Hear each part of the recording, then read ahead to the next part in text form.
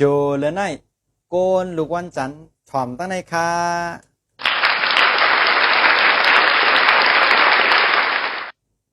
ตอนนาการค่ะ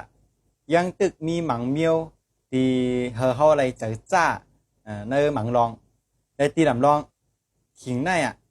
เฮาฟังความอุกความรัดนำอีกนึงค่ะเดือดร่มในติขึ้นลงอ่ำป๊อบเพ่งนะมันติยึงเฮ็ดเฮาเนี่ยใจลำง่ายเนี่ยครับตอนการเงินค่ะโหเย่าโหแทงจึ้มเย่าจึ้มแทงเหมือนนำจึ้มใส่เนาะคัดเจอหามซี่เจอไว้ก็มันติก็กลีขึ้นนะหันเป็นจังไหนในตาออกได้มีเขามาสีครับมีเขามากูขิงกูข้าวยำครับหรืออะไรมีสติอ่อนตั้งตีเจอจ่ายอีสังในขณะ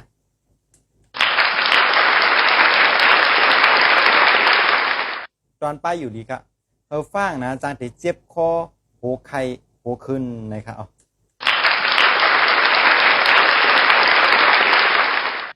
ตอนตั้งหักค่ะโกนมีกูนะยังหลุดอะไรฟังการพิดเถียงกันจ้าโตกันกอบลองเล็กๆน้อยๆเล็กๆน้อยๆนะมังปอกมังเลยตัวสูกล้วยก็นะ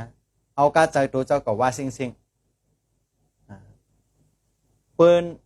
ในพี่เซ็งเจ้าเก่าในหมันแมนเซ็งมาเมียวนั่นมีลองมีตั้งขนาด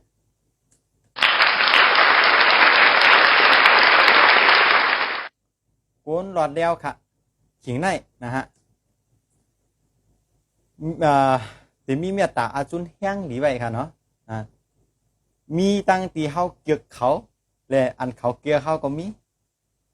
เอาลีดีนะอย่าเอาก็ว่าขี้เงาแหละใครกำแต่เลยนางไฮลื่นหลัง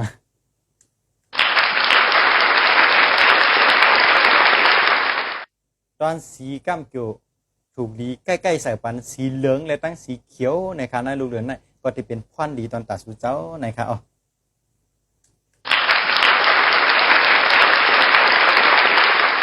ตอนการกำเกี่ยวถูกลีไรมีน้ำหอมหาดถัดจอยกำเกี่ยวนะครับ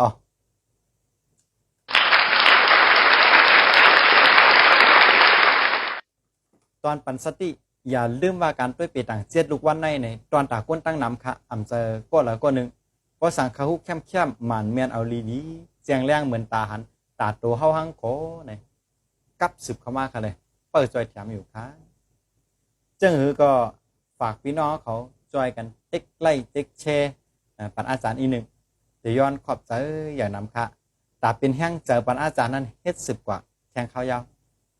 ที่ลำล่องสังป้าเจอคาจุด้วยเปต่างกาลากับสืบเข้ามาเลยที่หมายฟง